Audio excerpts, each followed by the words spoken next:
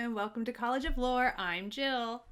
And I'm Kate. And today we are playing some two-player GM-less D&D using GM Mythic Emulator. This is our third episode.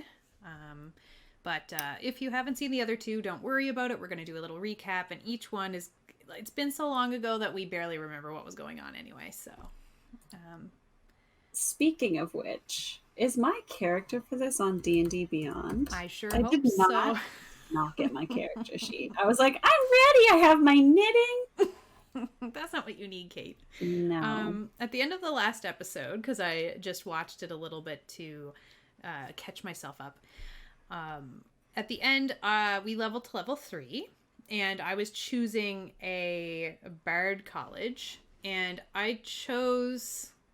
a ghosty one. Let me see here.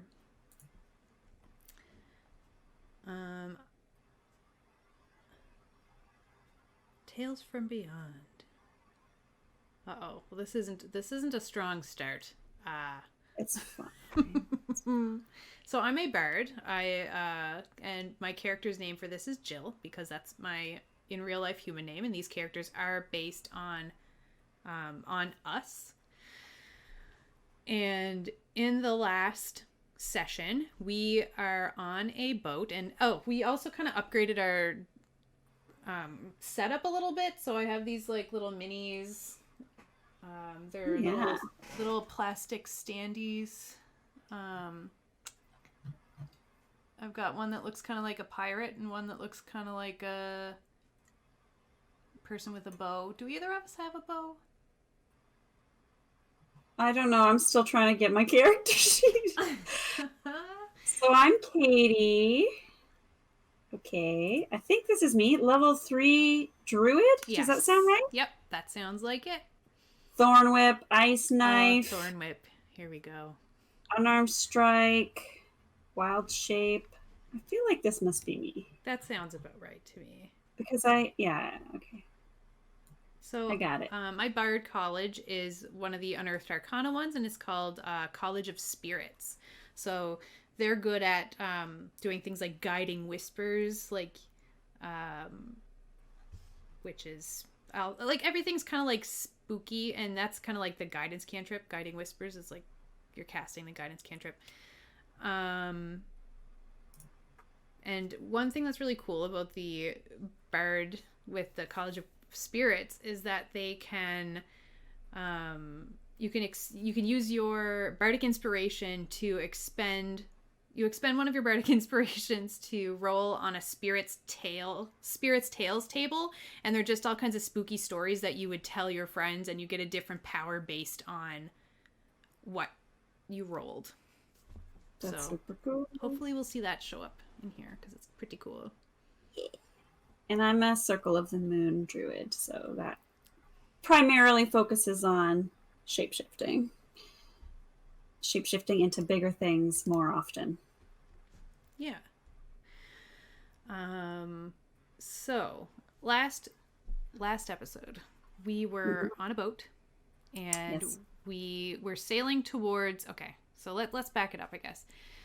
We met this gnome in the first episode, and it was really weird because this deep gnome seemed to be one step ahead of us and seemed to know us, but we couldn't communicate because we didn't share any languages in common. And this deep gnome gave us a map, and on the map was an X, and I don't remember how we figured it out, but we think that this X leads to where my missing long-lost lover is. Right. That is... I can't remember... I'm trying to remember if I can remember how we knew that that's what it was. Yeah, I don't remember how we know, but we know. In our hearts, we know. And then we got on a boat. We live in like kind of like a fishing island kind of a village, and we got on our boat and we were sailing toward the X. And we ran into this storm, and this storm was whirling around us, and through this storm came this ship. And the ship overtook us, and we were boarded, and we found out that this ship was being helmed by a demon that Kate had seen in her past life, or like right. your backstory, basically. That's right. Through some incredible rolls, I think you got like a 29 on steering the ship, and I got a 30 for negotiation. We managed to get out of that scrape with the demon letting us go, but we kind of think that there might be some nefarious reason for that. We don't know yet. Or they're definitely not just going to leave us alone. Yeah, like, we don't know the full thing because we don't have a GM. We're making this up as we go along, and that is the fun of the game. We're using Mythic GM Emulator, Mythic Game Master Emulator, and I bought the PDF and I printed it out and put little tabbies on all the stuff that I find important, like the chart and like how to do events and things like that. And I also have a document open, and it's not on the screen or anything, but it's the first thing that we do when we're about to start playing with the GM Emulator. Or actually, did we want to just mention quickly that we're participating in the Global Game Jam this weekend, and we're going to be streaming for pretty much the whole weekend, starting like Friday midday and ending probably like Sunday evening?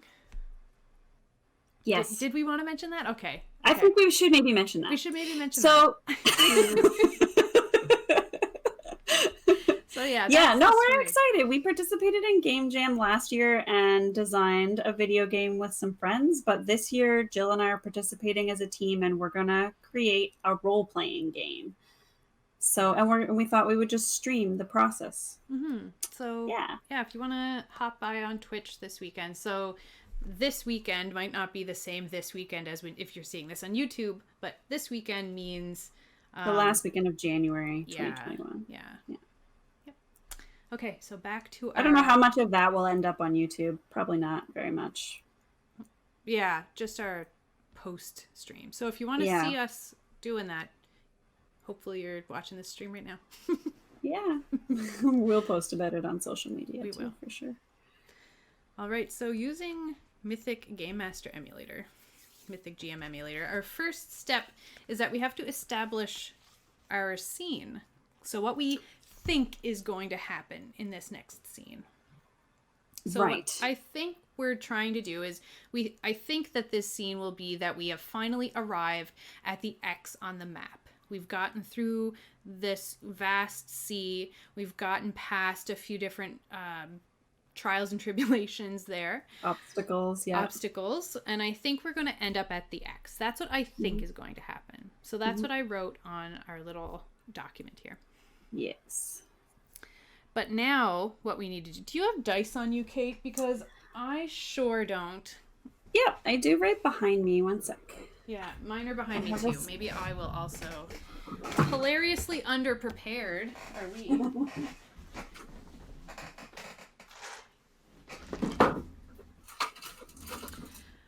Because what we have to do is we have to look at our chaos factor. And our chaos factor is a 6, because last time I think we had some unexpected events. So we roll a d10, I believe it is, on this at the beginning of our scene, just to see if anything weird goes on. So if you wouldn't mind rolling a d10 for us. Sure. 0 is 10, right? It is. Okay, so we don't have anything strange happening to us. If we had rolled a 6 or lower? 6 or lower. Yeah, 6 or lower, something would have happened, but not this time. Yes. So we find the spot on the map. Yeah. Okay, so that brings us to our next thing. What I've got with me here today is a book that I am interested to try out. I didn't look through it very much yet, but I bought Sly Flourish's Fantastic Locations. I use his Return of the Lazy Dungeon Master for my game prep. Like, I really like some of his methods that he has in here, and I use that. So I thought I would pick this up as like supporting, but also it might be kind of useful. So how I want to use this book, and let me know if you agree.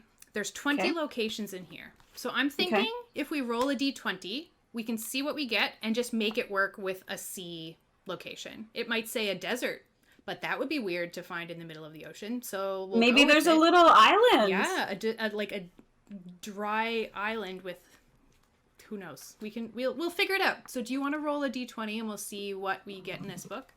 Yes. Oh, I gotta reroll. It landed in a bunch of garbage. 15. A bunch of garbage. Other dice. Sorry, dice. I shouldn't be calling them garbage. They're not gonna roll well for me if I treat them like that. You've done it now. Okay. 1, 2, 3, 4, 5, 6, 7, 8, 9, 10, 11, 12, 13, 14, 15. So this one is called Earth Moat of the Elemental Lords. Okay. So let's see. So I won't spoil this whole book or anything, but we are going to spoil a little bit of this location. Whoa, so here's the art for it, which is kind of interesting because it is an island. So maybe, I mean, it still could be floating. I mean, we could. There's something floating above. Yeah, it's floating above the ocean, the water. So it's like risen up, high up. So let's read a little bit about this location. Cool.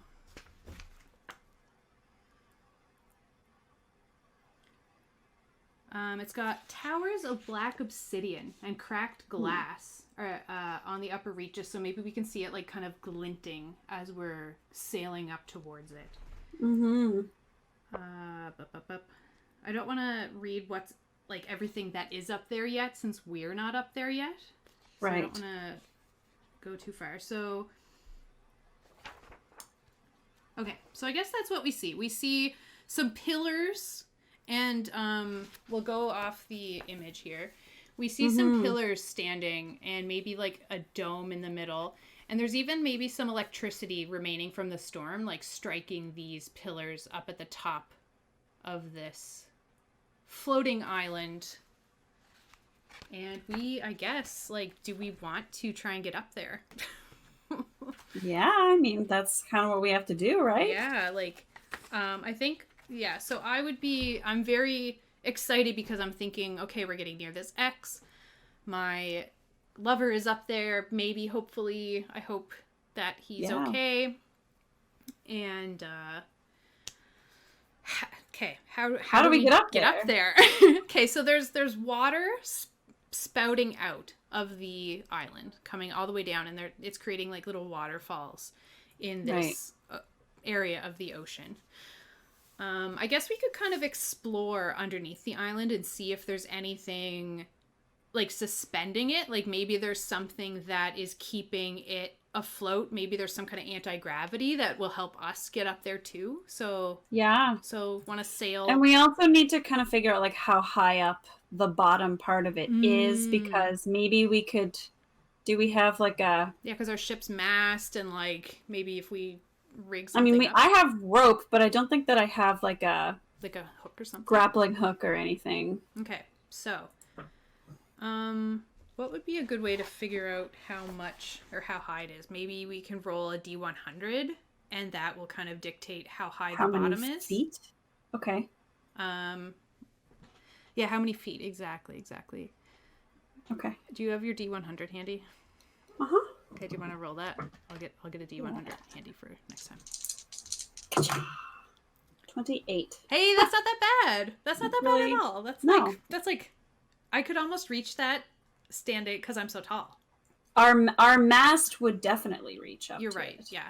So we're coming up to it, and there's these huge waterfalls, and we're sailing. Although we'll have to be careful because we don't want to like smash into it. Okay, so let's roll a water vehicle handling check. What do you think? I think you are sailing. I'm like making you do all the rolls. Sure. You're like trying to knit, and I'm just like, it's okay. I'm here to play D&D. The knitting happens in between. Right. Okay. So I think you were driving us previously. Okay, I think that makes sense because I feel like, did I have some kind of? I think you're pretty good at it. Do this? Yeah, I think you're pretty good at it. What do we have to roll for it again? Is it strength? Oh yeah. So it's your proficiency in it. So if you're proficient in the water handling, plus you're adding. I think we were just kind of saying whatever we wanted. I don't have anything listed that I'm proficient in. Well, I water think vehicles. Like from our backstory, I think you would be like we should include it because our backstory was that we were like sailors and stuff, and we kind of established that you were the one. So I think you should add your proficiency to whatever you're about to roll. Okay. And I'm gonna come up with a difficulty. I think it would be like around a 10 or a 12 because I don't think it's like that hard to make your mast not hit a giant pointy rock in the middle. Do you think that that's maybe 12? Sure. Okay. And what kind of check are we saying it is? Should we look it up or just choose something? I'll look it up. Why don't we use history?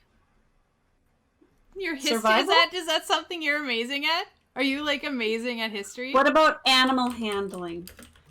No, I'm good at survival. I don't think this is survival though.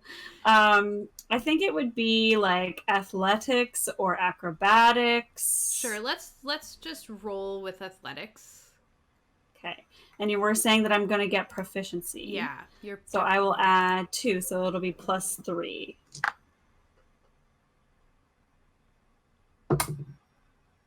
Nine. Uh-oh. Okay. So we're like sailing towards this this island and it's like, okay, don't hit the rock. Don't hit the I'm like, don't worry, I see it.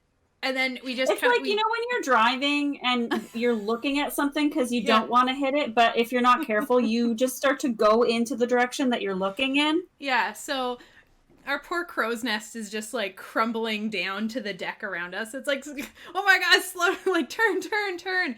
And I think there's definitely a little bit of damage done to our mast. Yeah. Is the mast still standing? That might be a question for the fate chart. What do you think? Yep. Okay. So. Okay. I think that, like, that was a failure, but it wasn't, like, such an extreme failure. Like, it wasn't, like, a 1, you know? So I think it's, I think that we're, like, lodged under the thing. And it's, like, caught on it. Okay. So but it's maybe probably... we're asking... So we're asking, is the mast still, like, upright enough that we can, like, use it? Is that our question for the fate chart? I don't know. We were just wondering if, like, there's damage to the boat. Like, does the boat have to take damage? Or are you wanting to, like, randomize whether it is, like, whether the mast is a solid route up to the island or not? Is that what you're thinking? Yeah, because I feel like if we were to sail a ship and our mast like crunches into an immobile rock, I think there's a chance, like a decent chance, that the mast would just be like and just like fall, crack, and break off. So I'm just wondering, did it break off? Yep. Is the question. I think it's like 50. It might be 50-50. Yeah, because I was trying not to have this happen. Yeah. So it's not like we just like full force ran into this thing. Right, exactly. So we'll say 50-50, and our chaos rank is 6. So 65 and above, no, it didn't break off. And then 64 and below, yes, it does break off. Okay. Okay. Do you want me to roll it? Yeah. Or do you want to roll this one? I'll roll it. Okay. I got a 60, and now I'm going to see what the next die is. Are you ready? Oh my god. I should be rolling on the map. Oh no, it's a 1, 61. So yes, the mast has, unfortunately, we can't use it to get up there. If we want to, we'll have to be creative. Okay. Because it's 28 feet above us. And our mast is broken. It's bad. Yeah, it is bad. It is important. It is important. Our poor boat. So let's see what we have, like, character-wise for... I have rope. But yeah, not unless like we could. I'm checking Are my there like spells. jagged outcroppings at the bottom of this thing? Because like we could Yeah. tie a loop into a Mm-hmm. rope and like toss it up and Oh like try yeah. and have it. Yeah, the bottom of that like in this picture, it looks super jaggy. Yeah. Like I think that would work for sure. Okay. Okay. So is that an athletics situation? Or a survival? It might be a survival. You think so?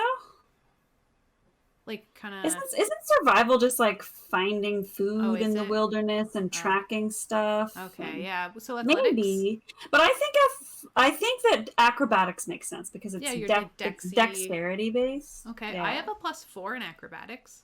Okay, why don't you try? Okay, so I gather my rope and I hook it up and I'm like, can you check this knot? Just so that we make sure it's like a good knot. Okay. Yeah, it looks good to me. Okay, well, I could aid you.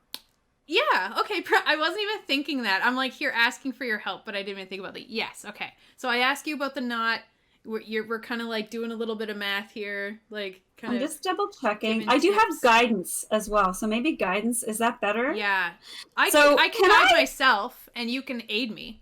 Okay, I can use good. that. You have guidance as well? I have that feature that I got from the spirits, and it's called. Where did it go? My guiding whispers. I know the guidance cantrip, which doesn't count against the number of barred cantrips and has a range of 60 feet. So, it has a range. Yeah. Because guidance you usually have to touch, but now I'll be able to be like. Do you? Yeah. Sorry. So I'm gonna guide myself. So how do I help you? And you're gonna help me by telling me my knot is good.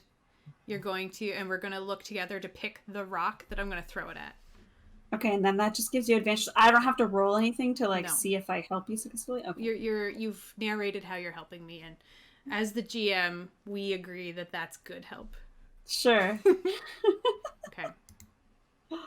So my first roll is a natural 20 for a total of 24 plus the guidance, which is a D4. A D4. It's a 4. I rolled a 4. Wow! Oh my gosh! So I got a max of 28. Do you know what I think? What? I think that this rope is just like really well anchored, right next to like a cave opening that leads up into Ooh, I love it. I love it. Yeah. Perfect. So with your guide, like with your like words of wisdom of like showing the, it's like, wait, what about there, right there? That like right there looks good. Yeah. It's like, okay, yeah. And then, you do the thing where you shield my eyes from the sun while I'm trying to like look up at this. And we get it up there and it snags on a rock and we do a few good tugs and it is secure. Super solid. Yeah. Cool. I feel like we have had the best rolls in this series out of any game I've ever played. Yeah, it's true.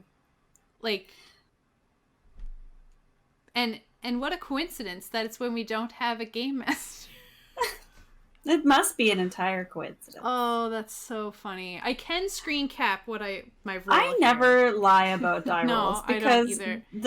the unsuccessful die rolls are just as interesting and fun as successful ones. And we did just lose our mast. Yeah. So, right? Yeah. Okay. So should we anchor the boat? Yeah, that's probably a good idea. The thing is, we don't know that this island is stationary, immobile. Yeah. But I think we have to kind of assume that it is because the X on the map was here and it's here. I think that's logical. Yeah. Like if we don't anchor the ship, it definitely floats away. Can we anchor it to the island? Can we tie it to... We could tie the end of this rope to something on the boat. Sure. We should try that. And I think that anchoring the bottom of the rope will make it easier to climb, no? Yeah, you're right. Okay, so we're going to tie our But boat. So we're not going to anchor the boat. We're just going to tie. Yeah, we should roll to see how good of a knot we tie here, I think. Okay. Because So is this sleight of hand? or use the emulator to like determine whether whether that knot holds or not, right? Okay. So we can use the chart. Here's my argument for what we like, how good it should be. I think that it should be like a near sure thing or a sure thing because we both have sailing experience. We both like kind of grew up with like needing to tie good knots, and we just tied a really sweet knot up there. So I think it should be like a near sure thing. It shouldn't be that difficult. Or like a sure thing that we tie like a really good knot. Yeah. Here, okay. So chaos factor 6. Okay, so 95 and below, it's yes, it's a good knot, and then 96 and above, no, it's a bad knot. Okay. Okay. Roll on the map. Yeah, I will roll on the map. Keep me accountable. Also, it's just more interesting. I know, it adds more panache. I'm looking for my other, like, really, there it is. Okay. Can you see that? 32. No. Uh-oh. Oh, wait. No, that's good. It's a yes. We can see so it. Yes, it's a good knot. Yay. Sorry, I was like, I'm watching this video feed on the stream, which is delayed. So right. You rolled and I'm like, nope, I don't see any dice. But they're there now. Sorry. Okay. Perfect. So it's a good knot. Excellent. So great. we're like pretty confident that this knot is gonna hold and we're gonna be fine. Yeah. So let's climb up. After me, after you. Doesn't matter. Okay, I will guide me and start the climb. Okay. I'm gonna ask the spirits to. So what's the DC for this? Oh yeah, we have to decide that before we roll. I think maybe 15-ish. We have secured it at the bottom. We've secured it at the top. We're confident in our knots. I think we both have like okay experience with climbing ropes from sailing and stuff. However, this is a really weird climb. It's higher than 28 feet. It's probably like what, 40 feet altogether? Or like, would it be? Wouldn't it? Because the 28 is like the bottom of the rock. Oh, okay. But we're climbing up to like wherever we landed that thing. Yeah. So like, what do you think? 40-ish total? Sure. Okay, so we're climbing about 40 feet.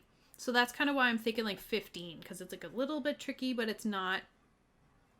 It's like just a long. Awful. It's like a long climb. Yeah. What do you think? Okay. Yeah. Yeah. Okay. So we're using athletics. I think you can use either. Because athletics or acrobatics would be really good.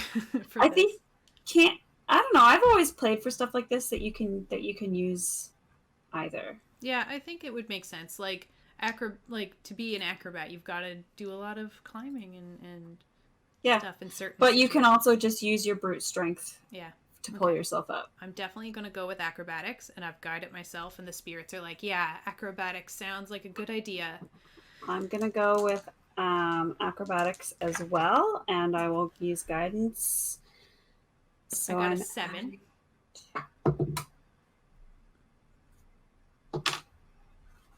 I got 20. Okay. So I'm climbing up first. So I was like, do. And then I'm like, uh-oh. And I'm like dangling there. And then I fall into the ocean and like paddle my way. Back to the boat? Do I need to do like a swim check, I guess? Yeah. I think that's athletics. And I don't think I can like concentrate enough to guide myself. I don't think that would make sense. So I'm going to do athletics. So I'm going to try and swim back to the boat. And you're on the rope fine. You're like... Yeah, I'm like... I'm watching you, though. Okay. So, I don't know if you can see this. This is an 18. So, I think that's enough to swim me back to the boat. And I get back up on the boat, and I'm like,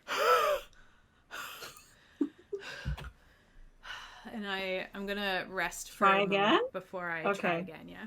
So I'm gonna climb up. I'm gonna keep climbing up because I don't want to like hang tight on this rope and get tired up there. So I'm gonna Okay. keep climbing up, but I'll be waiting at the top in the mouth of this opening. Okay. So you get up there, and I see you, and I'm like, oh, doesn't look that hard. Like, why am I struggling with this? And I'm gonna try again, and I'm gonna be like, like, Believe in yourself. spirits, please, this time, can you help me get up this rope? So I'm gonna guide myself, and I'm gonna try climbing again. Would it be harder because I'm wet and heavier, like 16 now? No, because you've also got practice. Oh, that's true. Okay, so I'm a bit heavier, but I've kind of more got my wits about me. So 15. Is there like a take 10 rule in 5th edition D&D? There, where if you take your okay, do you know what I'm talking about? Yes, I do, because we use that in Kids on Bikes and Kids on Brooms, and I think some other. It used to be a thing, at least in like 3.5 D&D. Anyways. Oh yeah, I think that was in Pathfinder as well. Pathfinder First Edition. Yeah. Anyway, okay. We're playing 5th. I don't think they have it. If someone knows that they do have it, let me know, because I don't think that. Because you could probably take, even though we have to get a DC 15, with guidance and your bonus, we could probably get 15 with taking 10. So I've got an 8. Jill. So that's an 8, 9, 10, 11, 12. And I fall in the water. And I'm like, and I'm going to roll my swim check. So we didn't decide on the swim check, but I think it'd probably be like 10 or something. Yeah, it's not hard. We know how to swim. We know how to swim. Yeah. What happened? A natural 1 just happened. Okay, so well, I go under. You go under? I go under. Yeah, for sure. Okay. So I'm like, and I just start sinking. I'll dive into the water after you, I think. From 40 feet? Yeah. Holy shit. Well, it's just water. You're dying. Okay, so I've gone under the water. Okay. So my constitution is a +2. So I have like 2 rounds of like I can hold my breath for like 2 minutes or something. I can't remember what it is. I don't know that. I think it's like you can hold your breath for as many minutes as you have like bonus modifier on Constitution. Mm-hmm. Okay. So I go under. I'm just gonna see if I have any like spells or anything that can help. I have Mage Hand. I have Vicious Mockery. I could like underwater mock the water to hurt it to push me. No, okay. Uh-oh. Can I dive in and try and save you? Sure. Okay. What? If I was DMing this, I would be like, but there would definitely be fall damage for like 40 foot. Unless you're good at diving, but it would definitely take like an acrobatics check to like do I think it's definitely an acrobatics check. There's not like no check involved, but okay. I think there's an acrobatics check to see if I dive into the water or if I like land inaccurately. Like what's that word when belly flop? Belly flop. Yeah. And then we're both like blah, blah, blah, blah. That's the end. We just die drowning in the water underneath the... All right, so I'll do an acrobatics check. What's the DC of this? Okay. I think I don't think it's as hard as climbing up the rope. No, I was going to suggest 14 because it's like the base check of 10 and then for every 10 feet it's just one more little... But then it's only one less than climbing the rope. Well, you go ahead. What you think? I'm fine with whatever. Yeah, I don't know. I think we think about these differently because I don't even usually do DC. Like, I do DC 5, 10, 15, 20. I don't do, like, 12. Like, if it's not 10, it's 15. If it's not 15, it's 20. Yeah, so... I think I fine-tune them a bit. which is fine. But You so choose. I'm fine. Low Kiwi says, if you're good at ships, I think you're good at swim and dive. Proficiency and good water jumps. Maybe proficiency. Well, I don't know what you think about that. I'm fine with whatever. Okay, first of all, I think the DC should be 12. Okay. Perfect. And proficiency would mean adding 2 on top of the 2 that I normally get to acrobatics. So Guide yourself. I'm definitely going to guide myself. I don't think I get proficiency specifically in diving from 40 feet. Because you're already getting your acrobatics. Hmm? You're already getting. I'm rolling an acrobatics check, but I think Low Kiwi is saying that I should get my proficiency bonus on this check, but I don't think that I do. Nah. You know what I mean? Yeah. We can't just keep like adding pretend proficiency. I do like it though. For the ship, it makes sense because we said that but I don't know that I'm like a high diver just because I'm a proficient in ship. Right. Stuff, a lot of sailors can't swim. Right. And I mean, I think I can swim, but like diving from 40 feet is different than like I'm not diving off the top of the mast on a regular basis, I don't think. But after this, we might practice that. 12 is cool, right? Boom. 9, 10, 11 with my acrobatics modifier.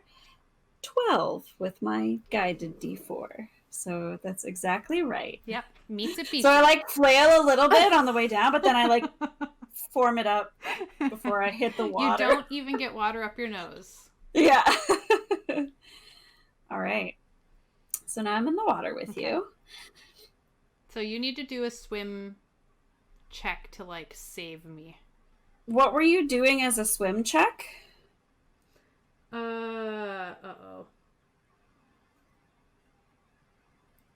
I think I just made it 10, didn't I? Because it was just like you're just like it's not hard. Yeah. Sorry. What skill? Oh, I'm sorry. Athletics. Athletics. Okay. I'm gonna guide myself on this too. Okay. So wait a second. So just the swim is 10, but I'm not just trying to swim. Right. You're trying to help me. I'm not super heavy. I don't and think I would cause too much trouble. Well, are you gonna panic and how to? Oh yeah, I'm gonna try and jam you for sure. I'm just kidding. I'm not drowning yet. I'm not drowning yet because I still have, like I can hold my breath for at least 2 minutes underwater because of my constitution. And you're not gonna be panicked by this. Okay. No. Okay. So I'm basically just so is it still 10? I think so because I'm gonna be trying to help you anyway. Like I'm gonna be trying to like. Swim back up. All right. So 12 plus my guidance is 16. Oh yeah. So yeah. You help me breach the surface and I'm like, oh, and I probably like I've like got like bits of like seaweed coming out of like my lip and I'm like, oh, I hate this as we like slowly swim back over to the ship. I think I'm like developing a bit of a fear of trying to climb this rope at this point, and I might try and see if I have anything that will help me like to better climb. Okay. Let me see here. So I've got like a bedroll and stuff, and I'm like, maybe I should like tie. Okay. I'm gonna unfold my bedroll and I'm gonna put it around me and tie 2, like, I'm really good at knots. We've established this, so I don't even think I would need a check, but I'm gonna tie 2 really good knots, like around me and the rope so that it's kind of like a little carrier thing. So the worst that would happen if I failed my check would be that I'd slide down instead of falling back in the water. So okay, but then you'll take you take fall damage though. Because I'm maybe you would like hold on. Yeah, like I would just be like sliding down. And okay, so that's gonna be one thing I do to help myself. I have a disguise kit, and I'm also going to Like make sure that I'm wearing like kind of like good gloves for this so that it's like, you know. You should also just like put on some really bright red lipstick because that will make you feel more confident. And I'm going to. So yeah, I'm gonna get dolled up. I'm gonna like get really pretty. And I'm like, okay. Like this rope doesn't have anything on me. Nothing on Look me. at the shade of my lips. I've got my confidence. I've got my comfy bedroll that helped dry me off. I've got my gloves to like help me grip the rope, and I'm gonna use all of these things to hopefully make this like a slightly easier thing. So advantage. Okay, sure. Yeah. Or are you talking about decreasing the DC as well? Either one is fine. I think on average, advantage gives you like a +3. I think like statistically, that's what I read on the internet. I don't know math enough to prove that. If I'm wrong, forgive me. I was just listening to the internet. So either one is fine by me. I'll let you decide since I'm gonna roll, I guess. What do you think would be? I am gonna guide myself. I think just giving you advantage because it's well. So I'm gonna roll my guidance first. Okay. To see how much help the other world is gonna give me. 3. That's good. That's good help. Okay. First roll. So the DC is 15? 15, okay. Yeah. Woof. 17 plus acrobatics is 4, so that's 21. That's 24. I'm going to just see what I would have got with the advantage. With your second roll. A 2. Okay, we'll go with the 17.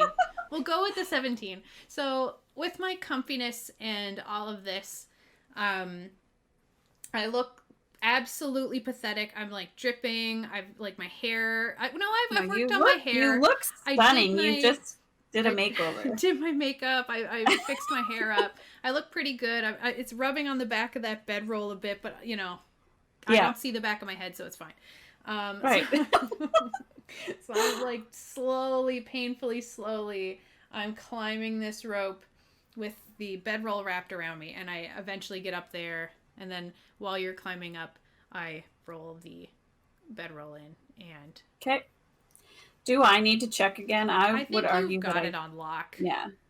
That's what I think too. I think you rolled really good the first time. Also, I don't want this entire session to be us climbing up and falling down off of this rope. You've got it. You know how to climb the rope. You're good. Yeah. Okay. Cool. So we are... Demon Squirrel has followed. Thank you. Oh, hello. Nice to see you, Demon Squirrel. 28. So we've made it into this floating... I'll show it again. So we've made it into this floating island. So maybe we made it onto the lip of one of these water things. So we're kind of next to a river coming out, and we've made it to like the lip, and we can kind of like shimmy up past, get in there past this river that's streaming out of the island. Yeah, and it's probably just trickling out very slowly. It's not like gushing. Not dangerous at all. I look down at the water that keeps claiming me. Yeah. Okay. So we make our way up this tunnel. So last time that we played Emulator, and the previous times, we would do this thing where it's like, this is what we want to be doing next. Right. And then we figure out if it happens the way that we want it to or not. You're absolutely right. Okay, so this should have been a scene. You're absolutely right. So our first scene was that we were trying to find the X. X. We found the X, and even further, we like got to the X. So we did everything that we wanted to. So this is a new scene. You're right. Yeah. I'll bring this over. So our next scene is that we're trying to find, I guess, a little bit exploration. Like we're trying to figure out what's in here, and we're trying to specifically find my old lover. Right. Which his name is Driali. Driali. So we're trying to find Driali. So our goals are, or what we think is going to happen, is that we're going to get up this tunnel and find things that will help us. So hopefully Driali specifically. Driali. Search for Driali. Right. Is okay. that So an okay So goal for the our scene? goal. Okay. Or does it have to be something like find Driali and then it's yes or no? I think it's okay if search. I'll put search/find. Yeah. Driali in. Because like I'm just wondering if it's like no, you because that's not what it is. It's like it goes as planned or it doesn't quite go as planned, right? Right. Those are the two. Yeah. Is that? You're right. It's been a while. So I think that our chaos factor after those shenanigans, I think the chaos factor should go up to 7. Do you think that makes sense? Okay. Yes. That was chaotic. That was very chaotic. What was it if not chaotic, Oh, Jill? I got a natural 1. You drowned. I nearly drowned. So, okay. So we've moved our chaos factor up to 7, which is getting up there. The max is 10. So we're really climbing that chaos ladder. Yeah. So would you like to do the honors to roll a d10 to see if everything goes as planned, like we do our searches unencumbered, or if something complicates? Okay. I got a 4. Ooh, okay. Wow, something happens. So that means we have an interrupt scene, which is even more exciting than an altered scene. So if you had rolled an odd number, it would have just been altered and it would have been a little bit different. But we have an interrupt scene. Okay. So this is an entirely different and unexpected scene than we were expecting. Okay. Okay, so we were on our way to the scene setup, but the interrupt scene preempts it. So it's a random event. Okay, so we need to roll and see what this is. Okay. So now we need to roll a D100 to see what kind of event interrupts us. So do you want me to roll here on the... Sure. On our little thing here. Okay, we got a 12. So that's an NPC action. So I'll read what an NPC action is.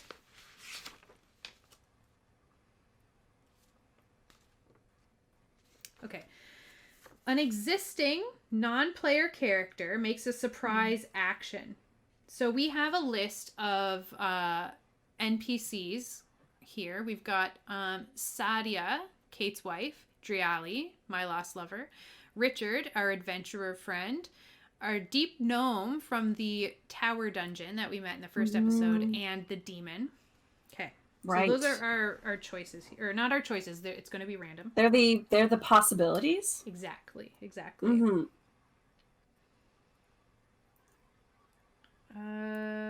So one of them is now doing something that impacts the player characters. Okay, so now we have to flip to the event meaning. Okay, let's see. So we just roll a die closest to the number. Okay, so roll 6d6. Yeah, roll a d6, and if it's a 6, then we roll again. Okay. 1. It's your wife. We didn't bring your wife. Oh my gosh. No. Okay, so She's now we have to pissed. see. So my wife is randomly here instead of your lover. Yeah, let's see. So we need to roll for the event meaning. So we need to roll 2 more D100s. Okay. So I'll roll 1 Do if those you want on to roll. stream. Yeah. Oh, okay, sure. So my one is 57. And that's create. 14. 14. Create peace. Create peace. So when we left Sadia, we had been trying to find a location for her. Was it to house orphans? Yeah. And like maybe like a bit of a school, a bit of like a living situation for the young the youth that have lost their parents and stuff like that in our home island. Sadia is a pushy orphanage caretaker, Arabic human, wants to develop allies. Well, that's what I have for Sadia. Yeah, that's what I have for Sadia. So how would something she is doing right now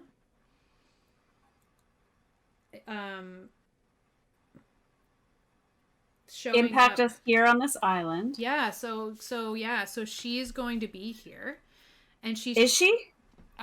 She can be, because it does. Maybe needs to affect us. It needs to affect us. Our other option would be to roll a different character that makes more sense, or we can make her make sense. No, we can make her make sense. Okay. Let's talk it out, though. So if she's creating peace, like, so her things are create and peace. What if we find here just a space that seems fitting for her orphanage? Oh.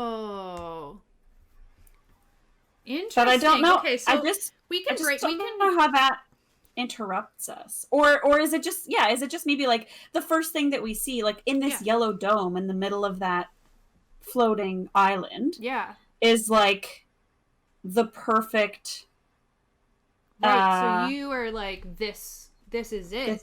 This is it. Like, yeah. Okay, so we'll go with it with that.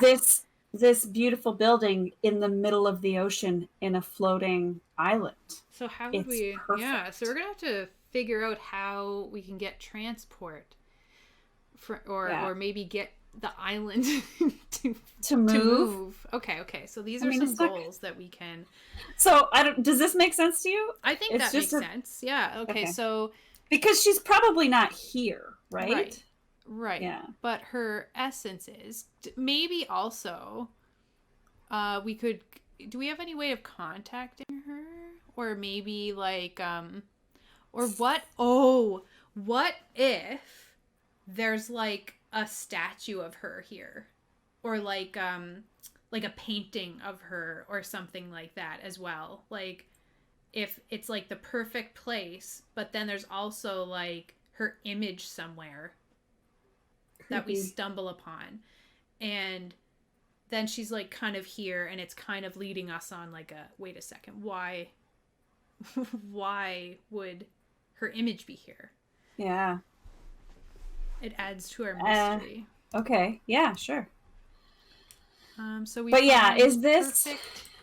So this is supposed to be an interruption, meaning. So we don't find Driali is the thing. He's not here. Okay. But there could be clues about him here. Yeah. Okay.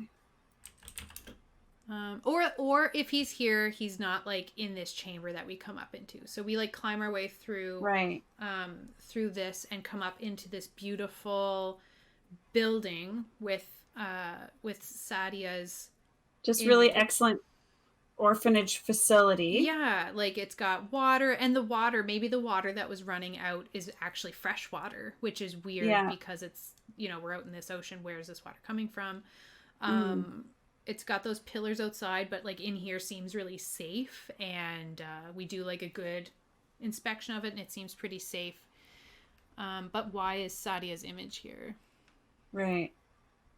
Yeah, I like it.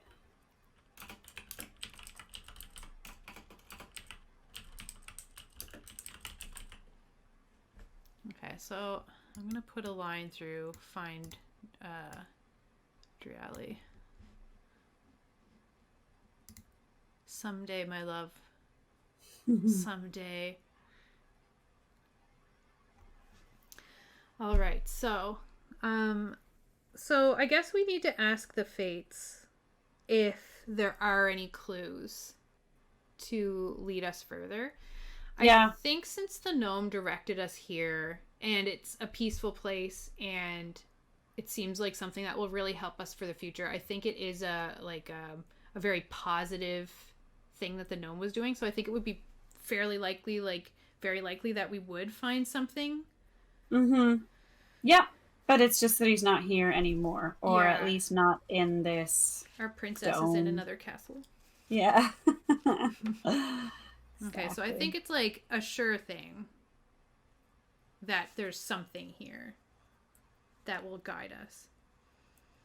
Or we could even say like all the way to the top and say there has to be something here that will help us to push us in a direction.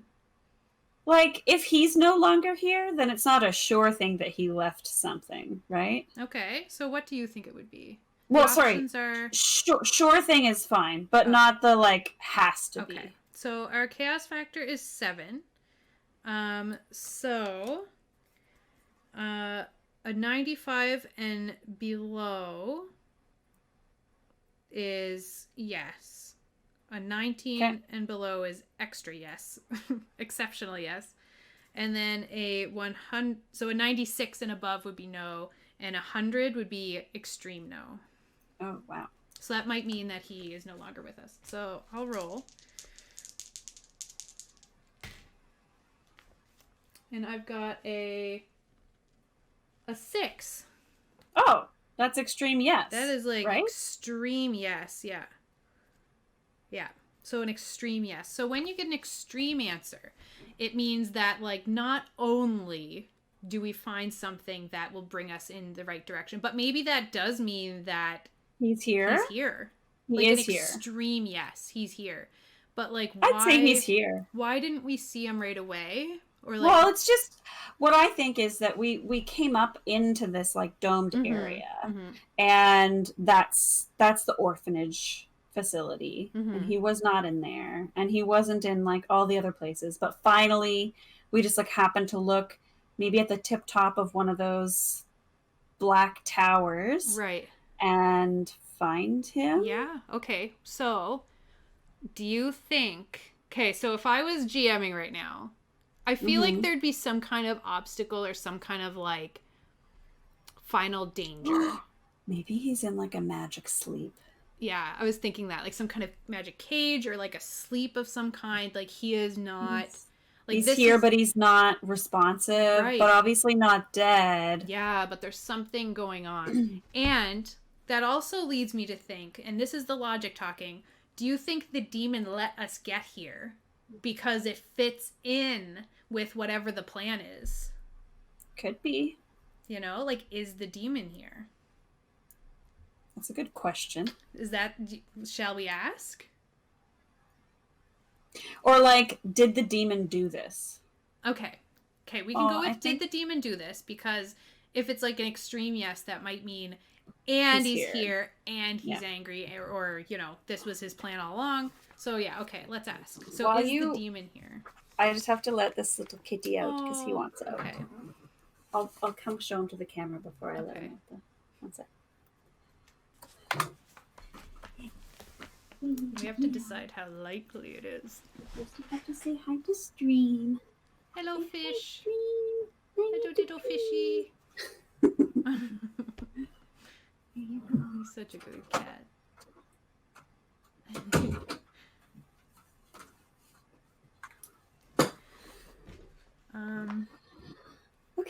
Okay, so I think it could be very likely or a near sure thing that the demon did this, or even higher. Yeah. Like I think it's like pretty, like now that we've put 2 and 2 together, it's like, oh, they let us go. Yeah. Like why were they in the area? Like it's all kind of. So I think it's like a sure thing, or it has to be that this was the situation. What do you think? Sure thing. Okay, so we're at 7. Would you like to do the honors of rolling this one? Yeah, it's a D100 again. D100, and if we get doubles, something could happen.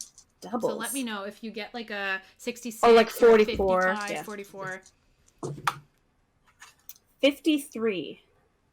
Okay, so yes, he did do this. So I think that we're gonna find evidence of this. Like maybe there's like runes. Or we like can tell symbols. that it's like some kind of demonic. Do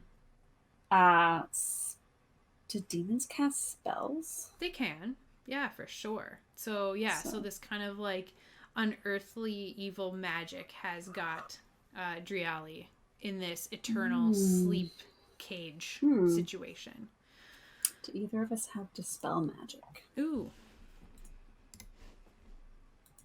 It's a good question. We also have to figure out we figured out what demon it was last time, but now I can't remember. Did I write it down? Oh, I have the demon name. One sec.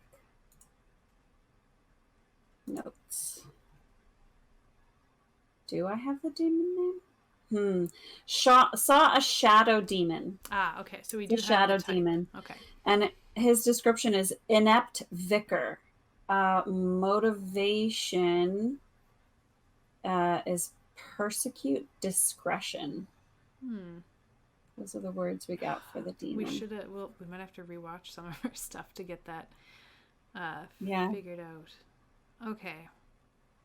So I have knock, which is like an opening spell, but I don't have like dispel magic or me neither. Anything like that. Should we call the demon? You can call the demon? I don't know. Let's give it a I shot. Could try. Yeah. I mean, what else can we do? Like, let's try and get him up here and see if... I'll be like, demon, I summon you. Free my friend's lover. Oh. So. Because this demon has sort of been following me, right? Yeah. So I'm like, no. You don't bring my friends into this. Okay. This is between you and me, Mr. Demon. Okay. So I'll just say that. I don't know if it works. We have to figure out, does that actually work to summon the demon? Yeah, okay. I think so. I feel like that the demon has been suspiciously following you. I would not... And if this... Since it was evidenced that this is part of... Like, it's the demon's doing... Yeah. I think it would make sense that he's, like, listening and paying attention. Yeah. I mean, how does he follow me? He must. Right. Yeah. What if you have, like, a little, like thing in your hair or something, and it's like, ah! Like a bug? Ah. Yeah. Yeah. Okay. Okay, so what are the options again for the likelihood? So the maximum has to be sure thing, near sure thing, very likely, somewhat likely, 50-50, and then I think it would be at least one of those. Yeah, let's say maybe like near sure thing. Okay. This isn't as likely as some of the things that we've done tonight, right? Like, because he might that just me verbally saying words would summon a demon who is watching me. Mm-hmm. Okay. Is it even near sure thing? Is it less than that, or is it more? Okay. Likely. Let's just roll for near sure thing. That was one of the advices that the book gives you is when you are trying to decide what likelihood to choose, the best thing to do is to go with your first instinct, because it's usually what you're feeling, and not to overthink belabor it. Yeah. So let's go with a near sure thing. So do you want to roll? So it's 95 is the 95 and under is yes. Isn't that what it is for? It's because we're at chaos rank 7. Some of them are the same. So, like, also very likely is the same for this. I got 28. 28. So that's just a normal yes. Okay. So he shows up. He shows up. So he takes the bait. And realizing this now, we probably should have, like, planned for what we were going to do if he did show up. But he's here now. So what do? So we're standing here. We've got Driali in this, like, sleeping tomb. Yeah. Tomb. And... Well, I'm just going to be like, dude, what the hell is going on? And I'm going to, like, giggle, and I'll be like, was that a pun? You're following me everywhere. You've got my friend's lover ensnared in some kind of magical trap. Like, what the heck? Let's talk it out. And also, you have, like, Sadia's portrait in this building. Like, yeah, like, is that your building too, or is it just this tower? Like, are you renting the whole, is this your place? Like, what's going on? I need some answers, my friend. So, I think a logical thing might be that this demon is after Sadia for some reason, because but why? But he's been following me. Yeah, and you're the husband or wife of I don't know what's that husband. You're the wife of Sadia. Yeah. So, and he's got like portraits of Sadia or like images of her in his dome. He's I don't know how Driali like fits into any of this though, but like I could see him being, and part of me was like, what if he is Sadia, or what if he's like Sadia's dad, or what if he's like Sadia's brother, or some kind of connection there where he's respecting Sadia in that he's done this, but he's lured you out into the middle of the ocean, but he let you get here to see this perfect orphanage that he made for Sadia. Oh my god.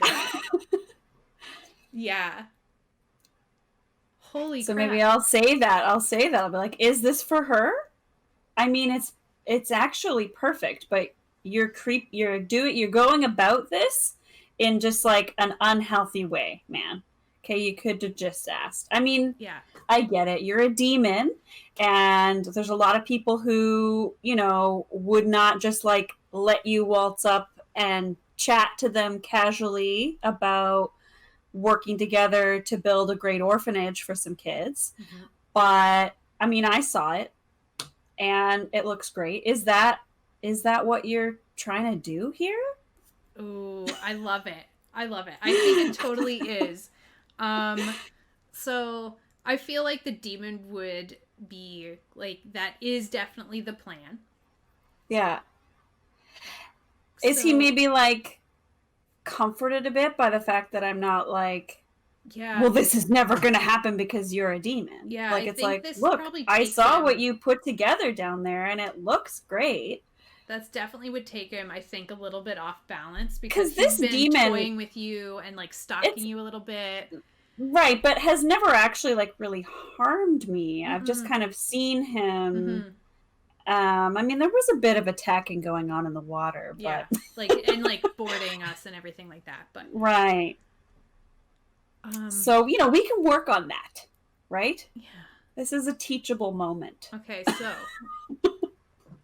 so the question is does this work? Like, wait, I think the question is, yeah, is the demon trying from a benevolent place to help Sadia create the orphanage that she needs? Okay. So with our chaos factor being this high, it's probably going to be a yes. Even if we say it's very unlikely. So, is that the question we want to go with? I guess. Okay. What's the other option? The other option would be, is the demon going to let us go? But that's still a yes. So, like, I don't think it makes sense right now for him to just be like, okay, bye. We're going to play it out. We're obviously going to play out whatever happens. Yeah. So the demon okay. So you just have kind of I've asked him if that's what he yeah, I mean, I've sort of said what my assumptions are based on what I've seen. Okay, so we're just kind of, because I think that makes sense. So we could just say yes without rolling at this point, I think. Okay. Like, I think that makes sense. I think that's logical. So he has whatever, like, some kind of connection to Sadia. Are we going with like a romantic, like we're saying like it's kind of like a romantic kind of a deal? I don't know. Like an interest? That's problematic if so. Yeah. Maybe we could roll a die to be like, what kind of connection? Ooh, I could use a motivation random die. Yeah, so I made these random dice off of just to like give me ideas on like random things. I have one that could be like a connection die, like if it's like what kind of a connection. The only problem is one of them is none, and we know there is one for sure, so if it lands on well, we could just re-roll. Okay, we'll re-roll if it's on none or if it doesn't make sense. Do you see what that one says? It says love. Not... Are you serious? With a heart and everything. Okay. So, he is in love with Sadia. Ooh, that is a problem. That is a problem because Sadia's married and yeah.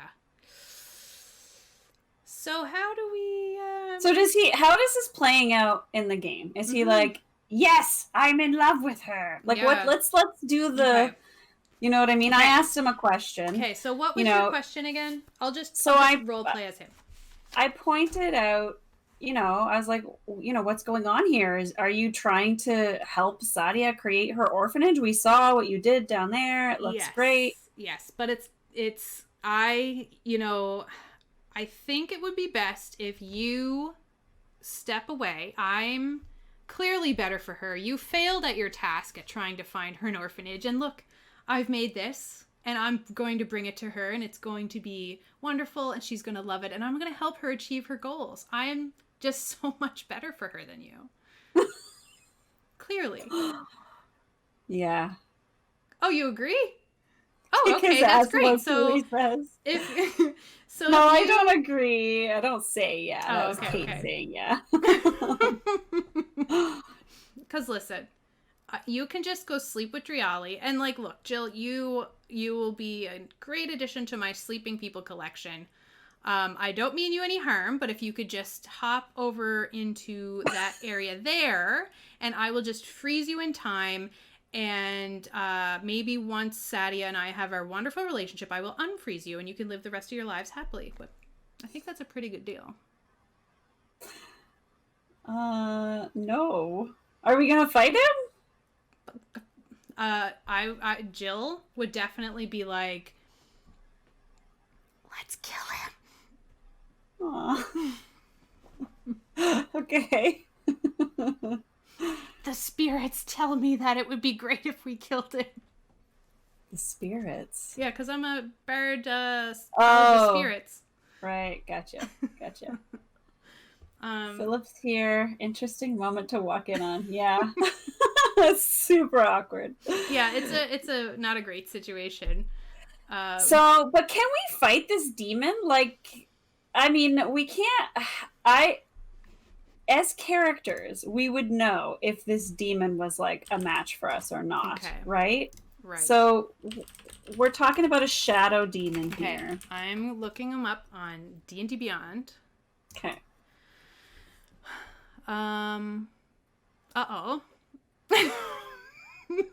He is a challenge rating 4. We're both 3rd level? We're 3rd level. Okay, I'm gonna When did we last level up?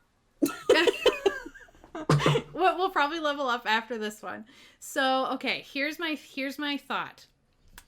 I'm going to try a knock spell on the chamber that is containing Driali. Okay. If it works, that would get us another fighter in the fray. Driali is like a level 10 fighter. Exactly. We'll have our level 10. We established that. Yeah. We established that many years ago. He is so powerful. No, but we could... I will try and get him out, and maybe we need to take him and run. And if he's still asleep, we'll just have to carry him. We can run down to our boat that has a broken mast. No. I think we might have to try and fight this guy. But, okay, from reading... the monsters know what they're doing. We know that intelligent creatures will take off if they take a certain amount of damage. It's not like we have to kill him. And I don't think he's going to fight us to the death because you know what? We're not. Let's try it. I think I would be infuriated at the mention that this demon. I tried to be nice. You did. I tried to welcome him with open arms. Mm-hmm. And he chose to tell me that I should break up with my wife. Mm. And F you, demon. Yeah.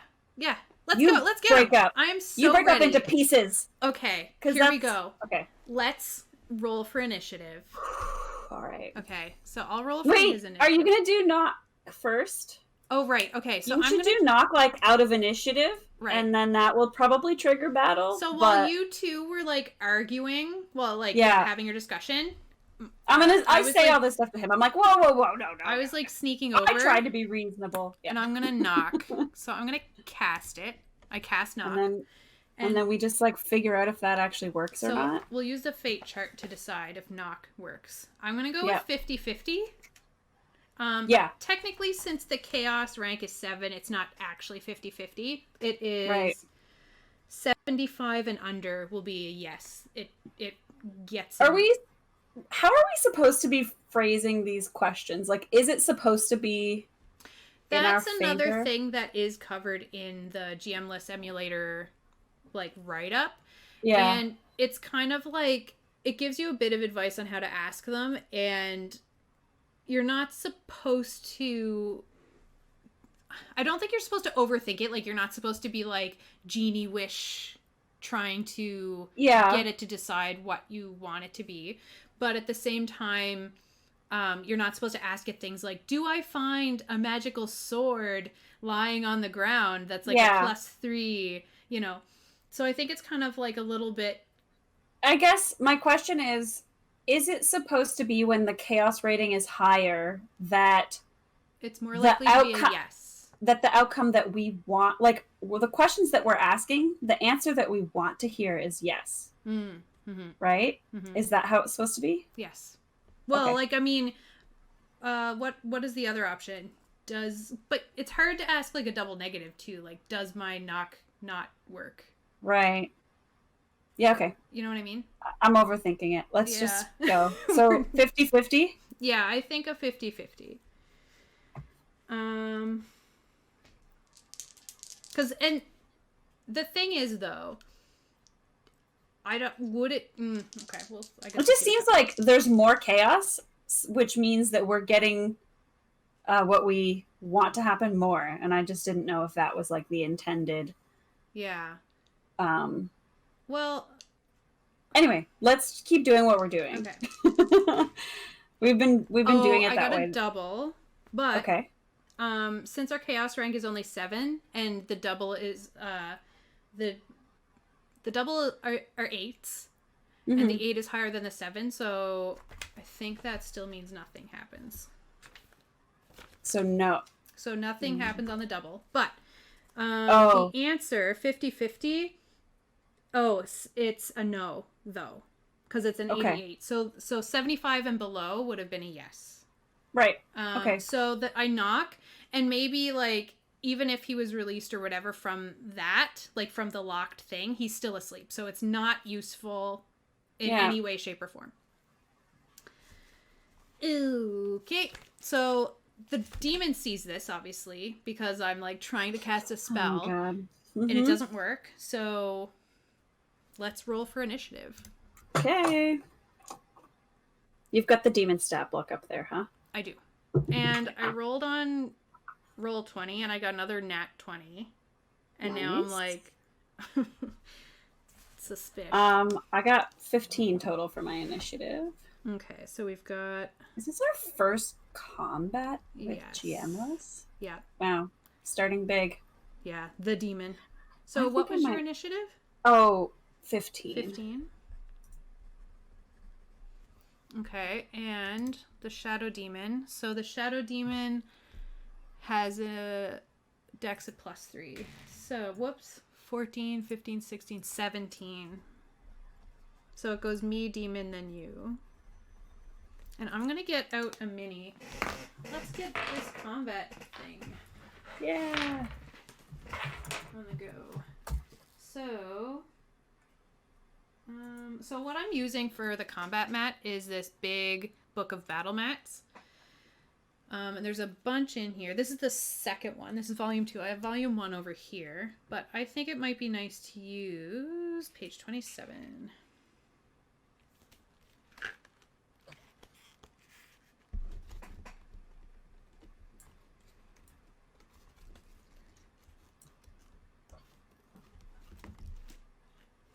Oh, actually this page looks kind of nice. So this one's kind of cool. And we could put us here. Ooh. And I'm gonna pull out what I think might, if we have a demon mini. So I bought a bunch of these clear minis. Oh, there's one. What do you think about him? It's gonna take a minute before I see him. Oh yeah. Very demony. Well, he is very demony. He's not very shadowy, but beggars can't be choosers. Yeah. Yeah. It's either. Okay, so I'm gonna put him. So I think he'd probably be fairly close to us. Maybe here. And I'll get a little Driali. So where is Driali? Okay. Behind us, like, where the book is? Is that where you're going to put Driali? Okay. Yeah, I'll put him there. Okay. That's a good idea.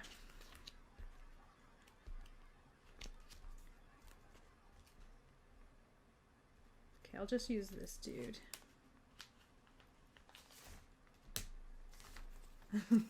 I'll get him a stand if we ever wake him up. Yeah. All right. So first in the initiative is Jill, and she had gone. I'll use this one for me, I guess.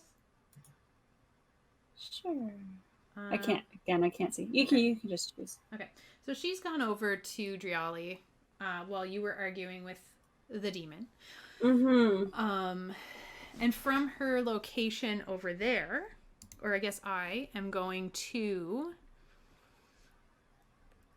with frustration that totally didn't work, I'm going to Dissonant Whispers at first level at him. So that is a wisdom saving throw. Would you like to do the honors of rolling the wisdom saving throw? It is at a +1. Okay, so D20, 5. Ooh! I rolled a 5, so 6. Yeah. Okay, so he fails. Perfect. Nice. So I'm gonna cast my damage here. So You that's 10 damage. Okay. And what else does it do? Racking it with terrible pain, the target must take. Okay, so 10 damage, 10 psychic damage, and it must use its reaction to move as far away from us as possible, or from me as possible. Oh, sweet. That's good. Okay, yeah. So it's That's using really its good. reaction. And what's its So it has speed? 56 points now. It has 66 hit points. Yes. Before. So 56 now. Okay. And it is going to... I'm just checking to see if it had any resistances. Or if it's... No, it seems like it can still be... It can be frightened and it doesn't have resistance to psychic damage. So, it's going to run away. So its speed is 30 foot flying. Oh. And 30 feet running. So 5, 10, 15, 20. I think it would go up a little bit maybe. So 20, 25. So it's outdoors at this point, I think. Do you think it would like fly 5 feet in the air as well to try and like put as much distance as possible? Sure. Okay, so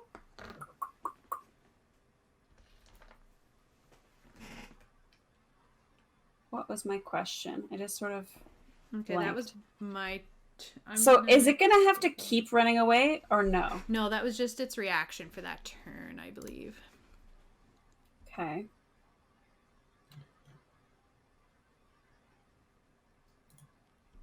Okay. So then it would be... Is it me next? The demon's turn next. Oh, he got higher than 15? He got 17.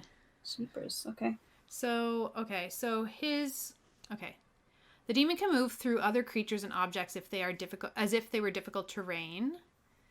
It has light sensitivity. While in bright light, the demon has disadvantage on attack rolls, as well as wisdom checks that rely on sight and shadow stealth. When in dim light or darkness, the demon can hide as a bonus action. Okay, so its attack is claws. So I think it would come back towards us for an attack. What do you think? Mm-hmm. I agree. Okay, so it has 30 feet. So 5, 10, 15, 20, 25, 30. It could get here and it could take a swipe at you. Alright. And it's still 5 feet in the air, which doesn't really matter. Well, wouldn't it have to land? Or I guess it's still diagonal. Yeah. Yeah.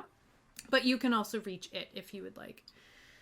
And I think it would take a claw attack, so it has a +5 to hit. 7 plus 5 I'm trying to find, is there not like a beast, like a monster manual searchy thing on D&D Beyond? Yeah, I just typed in Shadow Demon up at the top. No, I'm looking for my wild shape. Oh, sorry. I'm wanting to search. My bad. Yeah, I'm wanting to search beasts. But like a 12 to hit. Okay. 12 is my AC. No. No. I was like, this is not going to hit for sure. So do we want to roll for the demon's damage, or do we want to take the averages that are written here? What would you rather? I don't know. It'll be faster and easier if we just use the average.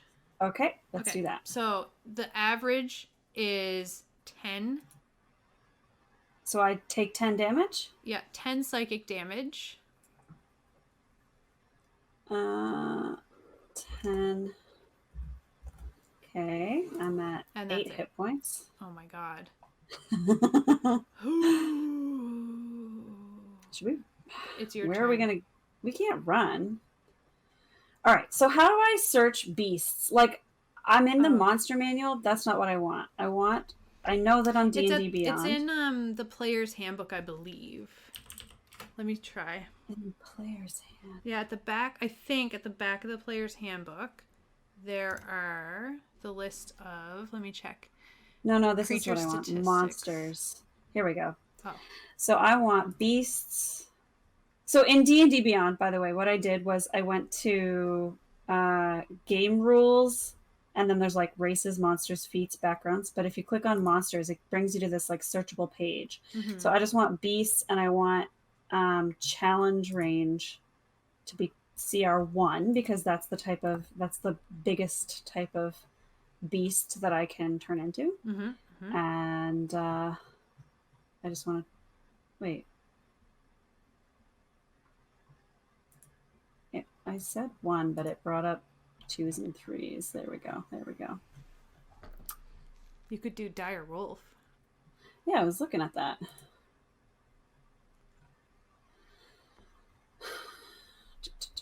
Okay, I'll turn into a dire wolf. Ooh. My mouth is all bloody. Well, it will be. But I don't know. Maybe it won't be. I don't think the Shadow Demon has blood. I don't think I have any wolf ones, but okay. I have I have this. So the really cool thing about Wild Shape is that now I have my 8 hit points, but I also have 37 hit points in wolf form. Oh yeah, that looks good. Okay. So I'm just going to keep track of my hit points from wolf form on a little piece of paper here. 37. Excellent. Now I will do an attack against this. Okay. Demon who wants to be my wife's boyfriend. Okay. You know. So, here we go. I'm biting it. Bite him. 23. That hits. That definitely hits. Do we want to roll our damage or take average for our damage? It's up to you. I rolled because I like rolling. I was just doing average for the monster because we don't have a GM. 6 total damage. Okay. That's not good. Is it a creature? Yeah, I think everything's a creature, isn't it? Unless it's like I don't know. It just says if the target is a creature, so I assume some things are not creatures. Let me look at the little stat sheet. It doesn't say creature anywhere. It says medium creature fiend. Is any player character or DM controlled monsters and NPCs, including but not limited to construct, monsters, plants, and undead. If a spell feature says it affects a creature, then it does not affect objects. Oh, okay. Yeah. That's weird. Yeah, that's I guess if I was targeting like a door or something. Yeah. Okay. So it needs to make a DC 13 strength saving throw, Oh, strength. or be knocked prone by my bite. Okay. Okay, what's the DC? 13. Okay, I rolled a 12 with a -5. Its strength is -5? Yeah, it's a shadow demon. It's not like a... It doesn't look as beefy as this. It's non-corporeal.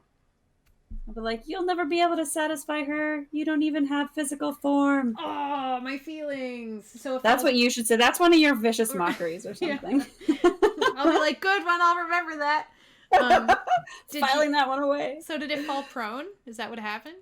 Yeah. Perfect. So it is now lying on the ground on its back, like, oh, my feelings. Oh, Kiwi says that at the same time. Feelings. Oh my god, you said that happened at the exact same time. Kiwi, I probably didn't sync up in the chat or in the stream, but I said it as I read it. It was good. Cool. So back to you, I think. Holy moly. Okay. I'm gonna run up next to you because I know that will help you in future. Yeah, I've got pack tactics. Yeah, like we know. Yeah, like I know we've done this. We've done this before. We've been together a long time. So yeah. And then I'm going to. I'm going to try Dissonant Whispers again. It worked good the first time. I'm going to try it again. But what happened? He won't be able to run away. Oh, yeah, you're right. It's either that or I could do Hideous Laughter, but he's already prone, so that's not helpful. I have Thunder Wave. But,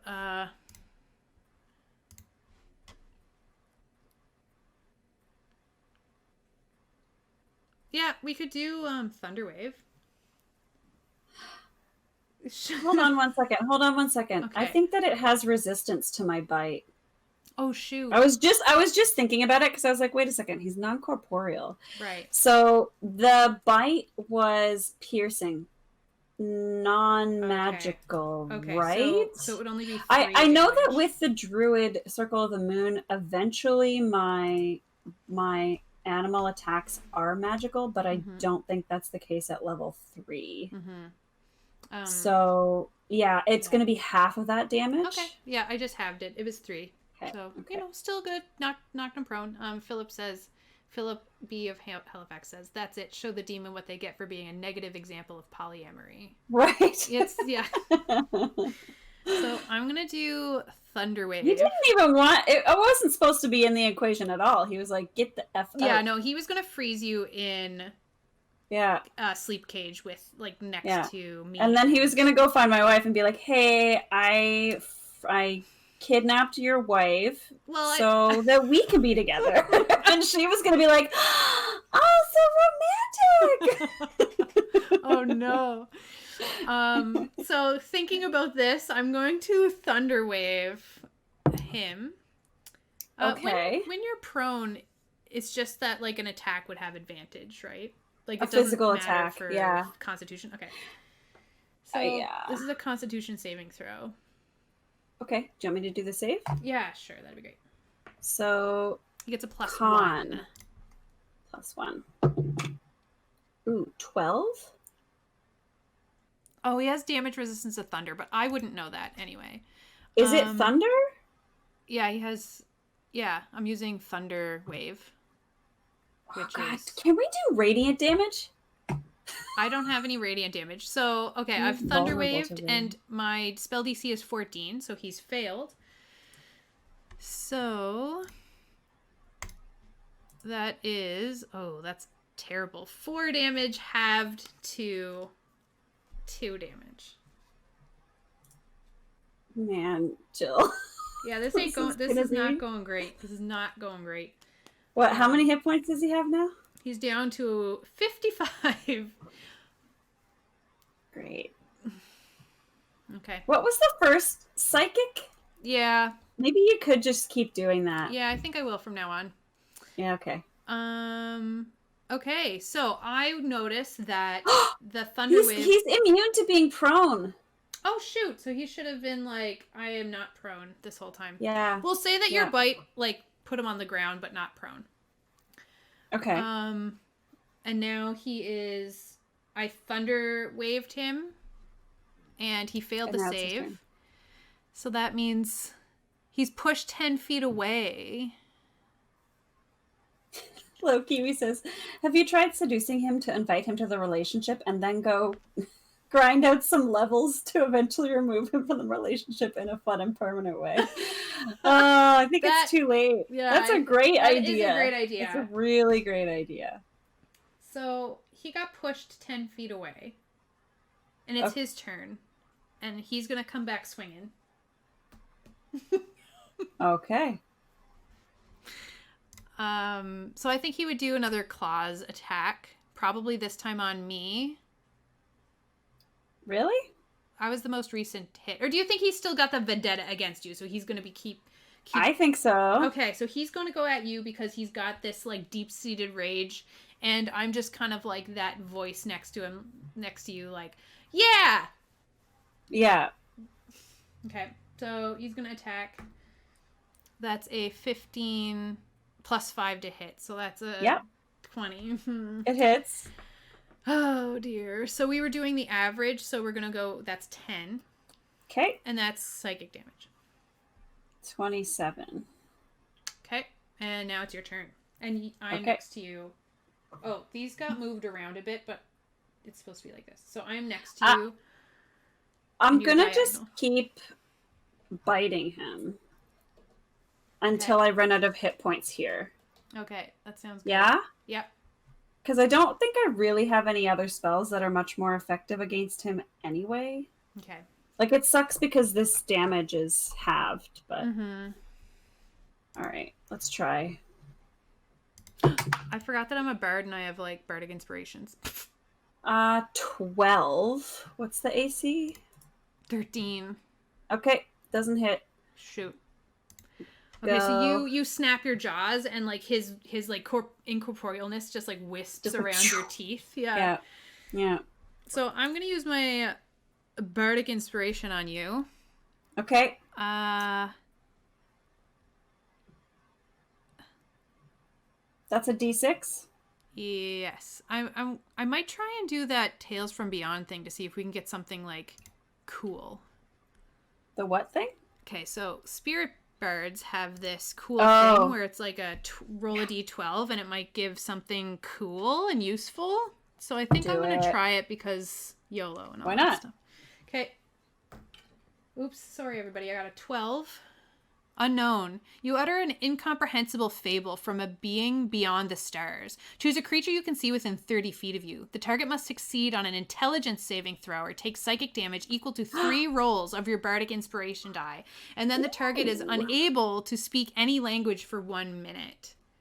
Intelligence saving throw. So do you want to roll an intelligence saving throw for this thing? It's got a +2 to int. My DC is 14. It only got... I rolled 11, so it's 13. Ooh. So it fails. Ooh, that is so good. Nice. Okay. Succeed on an intelligence saving throw or take psychic damage 3 rolls of my bardic inspiration die, which is a D6. So 3d6.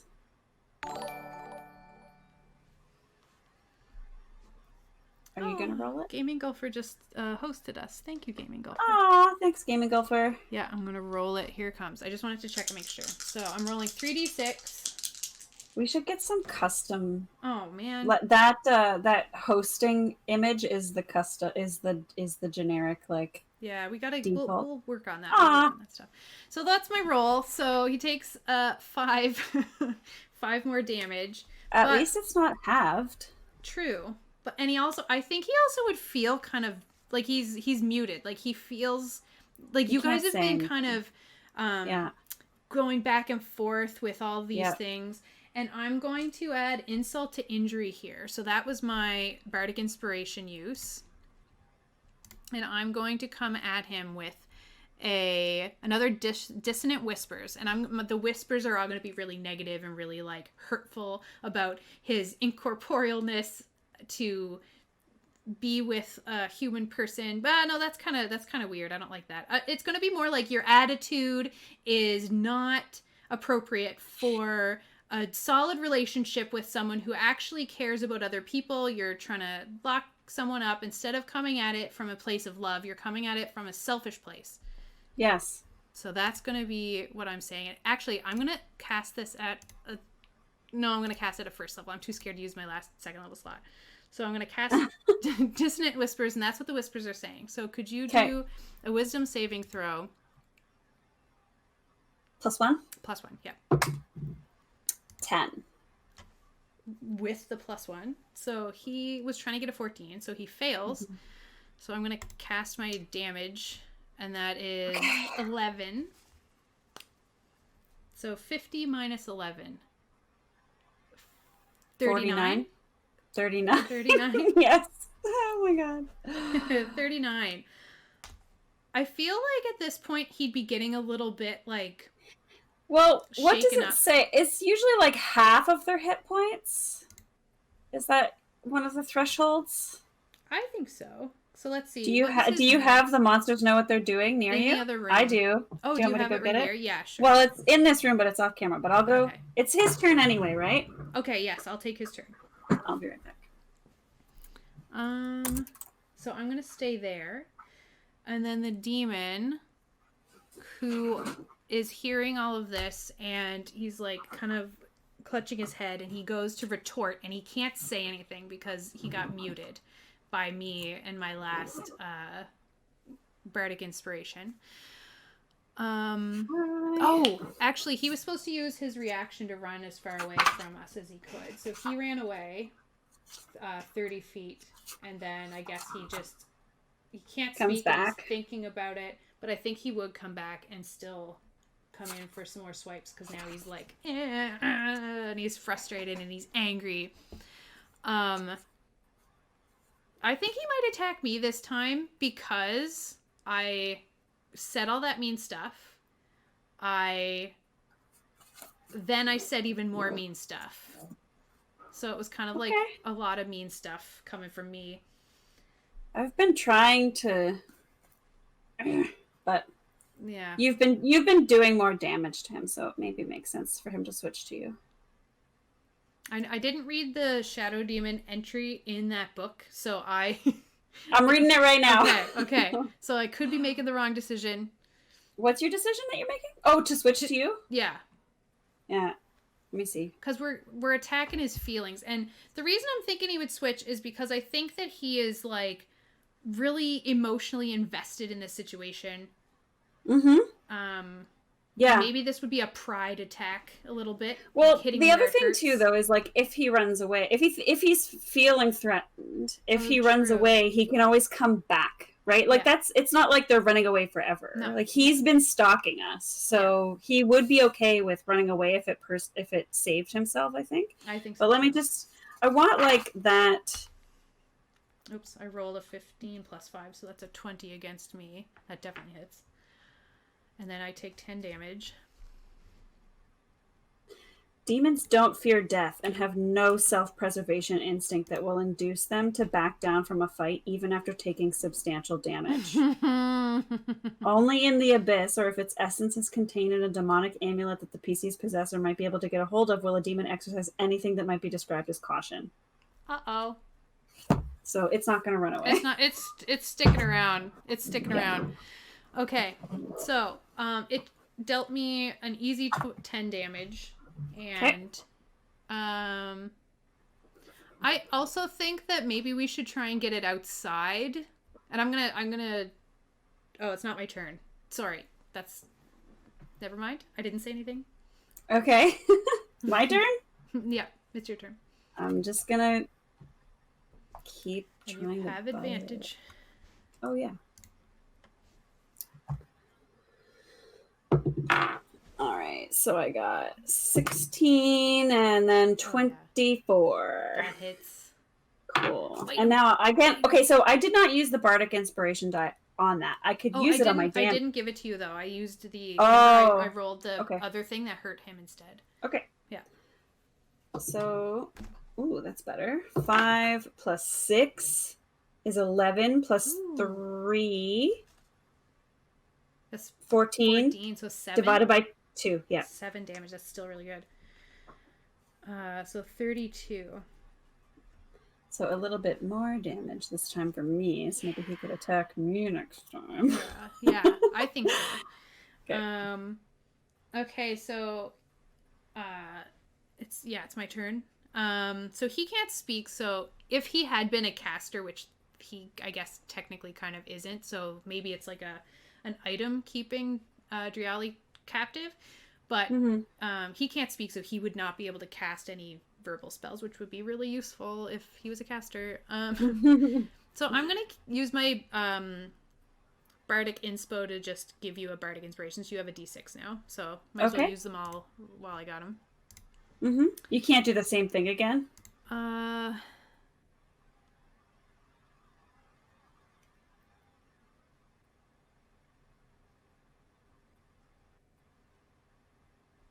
maybe I can. While I'm holding my spiritual focus, I can use a bonus action to expend one of my Bardic Inspiration and roll on the table. And then I use... Like, you're limited by how many Bardic Inspiration dice you have, I think. Oh, I retain the tail until I bestow its effect or until I finish a short rest. Yeah, I guess I can do it again. Yeah, okay, I'll do that again. Up to you. I don't know if it's going to be as useful again, but... It but... might be useful and it might be not useful, but we'll see. Yeah. Oh, that's a d20. I just wasted a natural 20. And on an accidental roll? On an accidental roll. 3. Friends. You recite the tale of friends who found each other in the afterlife. The target and another creature of its choice, it can see within 5 feet, regains hit points equal to a roll of your Bardic Inspiration die plus your Charisma modifier. So I'm going to use it right now and cast it on... me? Yeah, I'm going to bestow it on you. I just wanted to check and make sure that I didn't do it incorrectly because I was worried that it was like... You have to choose the target first. Or if I had to use 1 to roll and then 1 to bestow it, but I think I can just bestow it right away, which is good because that's what I did last time. So yeah, I'm going to bestow upon you this tale of friends, and I'm going to be like, remember that story I told you about friends? And you just say like an inside joke. Yeah, and then so you will get, and you can choose one other person to gain. I choose you. Oh, phew. And then I wonder what would happen if I chose him, though. Friends. Do you think it would change his... No, I choose you. I think we've been fighting and he's very emotionally wounded. Hi, Gaming Golfer. Oh no, you only get a couple of those possession. Yes, but we need to use them now. We're fighting a demon who is way stronger than us. I know, this is like the boss battle at this point. Yeah. So how many points do I get? Bardic Inspiration die, so D6 plus my Charisma modifier. So I rolled a 2 plus 4, so that's 6. 6 hit points. Better than nothing. I'm up to 33 again. That's good. Ooh, that is good. Okay. Okay, now my action. I'm going to cast my last first level spell, Dissonant Whispers. Wisdom saving throw, please, with a +1. 11. Really? Yeah! I'm rolling so terribly for his saves. I'm so pleased. Okay, so that's 10 psychic damage. So he's down to 22. And this is going to be like the Tarrasque all over again. 5... Well, that was my last first level How spell. many? Yeah, but doesn't your I have 1 2-level spell. What cantrips do you have? I have Vicious Mockery, which is also psychic, but it's only a D4. But better than nothing. Yeah. So he uses his reaction to run away. Okay. And then... And how many hit points does he have? Comes running back. 22 now. Okay. We're getting there. I think we can do this. I think we can. Like, Pisha, this has been super simple. Whatever. Demons. They're not scary. Okay, so he's going to claw... He's back at you now, right? I think so. So he's going to take a claw attack at you. I rolled a 6 plus 5 is 11. Does that hit you? No, 14. 14 is the Okay, wolf well, AC. so he's kind of blinded by his shadowy tears at this point, and he's like taking swipes, and he's just like, "Oh, you are so mean." He's like getting angry, which is unfocusing him. Oh, that angry cry when you feel like Yeah. everything is so unjust, and you deserve to entomb these two humans in sleep ice and go steal her wife. Like that's what he feels he deserves, and now he's not getting what he wants, and he's just like raging. It's your turn. My turn. Yeah. Advantage attack. Yeah, I'm next to you. Yeah. 18 plus 5, 11 plus 5. So that hits, and then we do 2d6 plus 3. 1, 4, so it's 5, 8, so 4. Okay, so he's down to 18 hit points. Snarling as well. Your dire wolf form's got like bits of like shadow like in your teeth all and around stuff. the Like, muzzle. Yeah. Gross. Yeah. Okay, so it's my turn.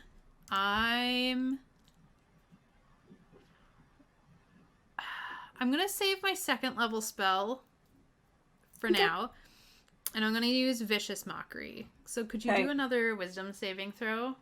Yes. +1? +1. 4. Maybe you should start doing them on camera. I'm not lying. I believe you. So that's 3 psychic damage. So I'm gonna say, and your claw swipes are awful. As like the little... Nothing more than a gust of wind. Yeah, just the icing on the cake after all of the other awful things my Dissonant Whispers has been slowly melting his brain with. So I'm going to use that Bardic Inspiration bonus action again, because that has been like more useful than like... Yeah. I have 1 left. Yep. Gonna use it. Might as well. Gonna roll on the table. Don't roll my d20. Okay, that's an 8. I rolled him by accident. Dark Spirit. You speak a dreadful tale of a slayer in the dark. The target becomes invisible until the end of its next turn, or until it hits a creature with an attack. If it hits a creature with an attack during this invisibility, that creature takes necrotic damage equal to a roll of your Bardic Inspiration die and is frightened of the target until the end of its next turn. I'm going to hold that one because I don't even know if necrotic... I'm not looking at this sheet. Like, I'm not looking at his spell block, but I'm like, he doesn't look like the kind of a creature that would get, like, hurt by necrotic. So I'm just going to hold that for now. So I can hold it up to my next, like, short rest. So I'm just going to kind of hold that story in my forenoggin. Okay. It's the demon's turn. Mm-hmm. Swipe. Swipe. At you with 8 plus 5. 13. That's a no. 14. Okay, yep, so 14. That, my claws are fine. Oh, this isn't going how I thought it would. I'm gonna destroy you. Oh wait, he can't say anything though. He's like mouthing things like. Yeah. Okay. It's your turn. My turn? Mm-hmm. Advantage. Ooh, that's 10. That's, even less, 7. 10 does not do it. Yeah. Shoot. Okay, that's back to me. Mm-hmm. Keep mocking. Yeah. I can't say anything. I'm a wolf. All right. Yeah, I guess I'm gonna Vicious Mockery again. Yeah. This will be the death by 1,000 cuts, awful right? words. Yeah. So do you want to roll a Wisdom saving throw for me? +1? Yeah, +1. 13. Is it 14? Yeah, my CC's 14. So I'm gonna just say, And that painting of Sadia you did back there could have been better. Just saying. And this cuts deep. Like, as an artist myself, like, someone insulting your art is You're like, hurtful. I spent a lot of time on that. Yeah. And that's for psychic damage. All right. Whittling them down. I've got no bardic inspirations left. I'm still going to hold that, and I'm not going to check the stat block. I'm just going to hold. Okay. Because I feel like it's kind of weird. And it's the demon's turn. I mean, // like, what else is he going to do? Yeah. That's another 8. And we know that doesn't hit, right? It's 8 plus 5. Okay. So, 14, It needs 14 to hit me. He's just so consumed by this situation. And if he was any other kind of creature, if his pride wasn't so powerful, he would leave. He would just poof, but he knows that he can just go back. He's also not afraid of death. So yeah, he's not afraid of death. He's just gonna, he's not scared. He's just mad. Yeah. Angry tears. Yep. My turn. Yeah. Okay. Nope. That's a 2.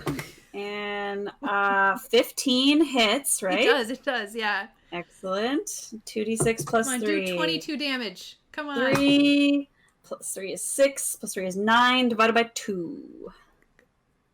And 4? You round down, I think, for damage. Yeah. So 4.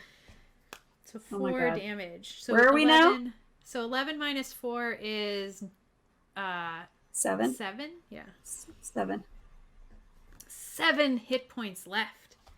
This thing is gonna be. We can do this, Jill. I'm going to use my 2nd level spell. Okay. I'm going to use Dissonant Whispers at a 2nd level. So could you roll a wisdom saving throw? Plus 1? Yeah. Oh my god, this is gonna be the one where he saves. He's gonna save. He's gonna get like a 20. Oh no, it's a 4. I feel like the end of this battle is so anticlimactic. So 14 damage. So that's it. He's dead. I feel like the end of this battle was so anticlimactic because he was rolling awful. We were rolling good. Okay, so I missed a few times, and my damage was only half. That's true. So you just happen to have really good spells for him, right? Yeah, with the psychic like damage, my psychic damage. So I'm going to cast my Dissonant Whispers, and I'm going to just like cinch them in. So it's kind of like they're circling around his head, and then they kind of compress in psychically. Mm-hmm. And since he's incorporeal, it kind of like he like implodes and then dissipates into a cloud poof. Yeah. And okay, we did it. Okay, so we've defeated the demon. That's fantastic. But what are we gonna do about Driali over here? Can we get him out of there? Okay, so I'm tapped out magic wise. I'm just you said okay, so you did a knock and it did not didn't wake him up the way we wanted it to, but did it? I think it would have made it so that can we cage is there a cage? Like, what is containing him, right? Like, could we just take him? I think we could just lift him now and just go with him. So you're still a wolf for how long? I can be you're a wolf. Strong, right? As a wolf. Well, we could just put him over top of me. I'm large, so we could just drape him over me. Time to rescue the non-gender specific damsel in distress. Yes. Yeah, Driali. Where am I looking? Oh, I want to know how long I can be a wolf for. I think it's an hour at least. Where the heck is this? Oops. Oh my god, Driali, are you okay? I just want to drape you gently. There. Oh, no. It's 1 hour. Perfect. I can stay in B shape for 1 hour. It's been a couple minutes. If that. I think it's been less than a minute. So I have draped Driali over your back, and I'm gonna use my bedroll, like my semi-soggy bedroll, to tie him, strap him down to your back. Sounds good. Oh no! How are you gonna? Can you climb as? Can you climb it all as a dire wolf? Well, when we get to the rope, we Okay. can lower him down somehow. Okay, do we have another rope? No, but like one of us can climb down to Okay. the bottom of the rope and like, yeah, we can. Like our rope is maybe. So here's what I think. I think it's 9:30, so we should Right. probably just like Okay, call so it we'll here. say And that then we use the the scene bedroll. of like getting out of here is something that we do next Oh, time. sure. Maybe? Okay, let's do that. Yeah. So Because we don't even know if the boat is still there. true. Okay, we'll figure all that out next time. Yeah. So, I think okay. The wrap up things we need to do. So we need to wrap up our scene. So we've successfully rescued Driali. Yeah. We've defeated the demon. So we can put like a question mark next to him in our character sheet because he has been defeated, but I don't like you can't like kill him without doing something special. So he could come back later. Philip says, "How will our heroes escape? Tune in next time to find out." Exactly. Yeah, exactly. So we'll put a question mark next to our demon. Do you think our chaos factor should go up or stay the same or go down? Like I felt like we were a little bit more in control of that scene than I expected us to be. Yeah, for sure. So do you think we should leave it go down or go down at 6 to 6? Yeah, because 6 so. is still pretty high, isn't it? Like it is. It's over. You start at 5, I think, and then it goes either up or down. So we'll go back down to 6. Yeah. And then we'll just wrap up our. So we can wrap up a thread here actually. So we've completed. Find Driali. Right. We've also potentially found a different location for Sadia's orphanage, but that really depends on if this demon can come back or not. Yeah, this could be like a really powerful place for him. So we could put that like we got to the X on the map as well. That's another thread from previous session. And we've learned about the demon who's following me. Yes, it's true. Holy moly. Progress demon not How did this demon learn about my life? Right, so that's something we want. So that could be a new thread. So new. Why is demon after Sadia? New thread. Well, because he's in love with her, but like how did he come to know of her? Right. So Wake Driali, yep. Gaming Gopher says Ether book? Question mark? Does that mean I don't know what that's in reference to? I'm not sure. Gaming Golfer, could you elaborate? Okay, so I think that was a very successful session. I can't believe that combat went the way it did. I thought for sure we were going to get squished. You know, I'm becoming more and more interested in trying these like kinds of combats where I assume that they won't go well. He knows so much about you. Aetherbook, the social media. That must be it. We shouldn't have made those profiles. What were we thinking? Or Sadia at least.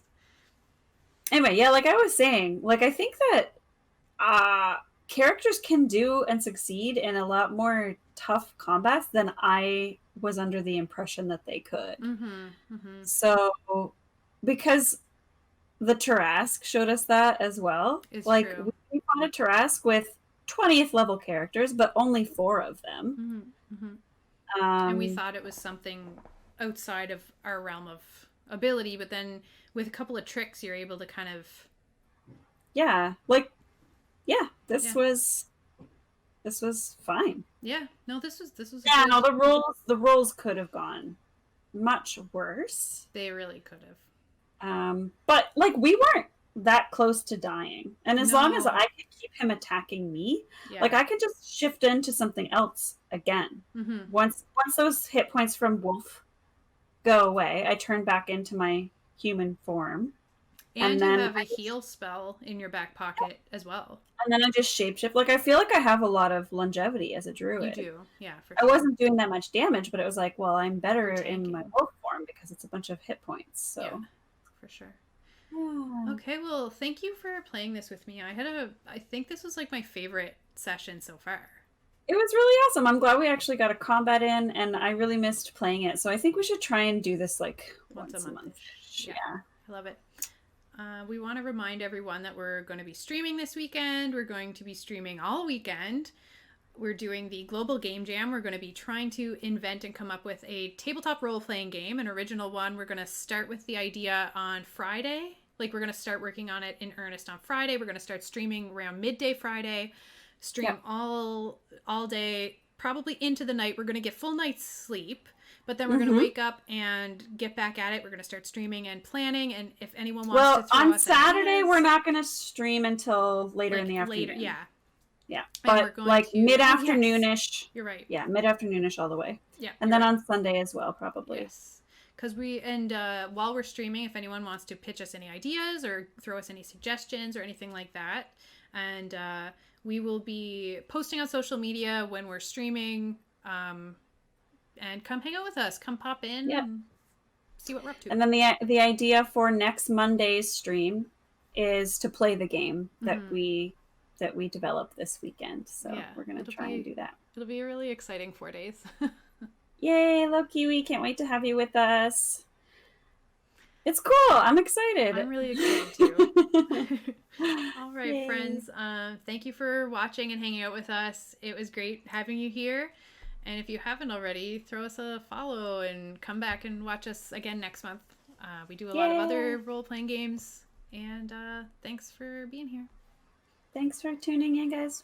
Now I need to remember how to turn us off.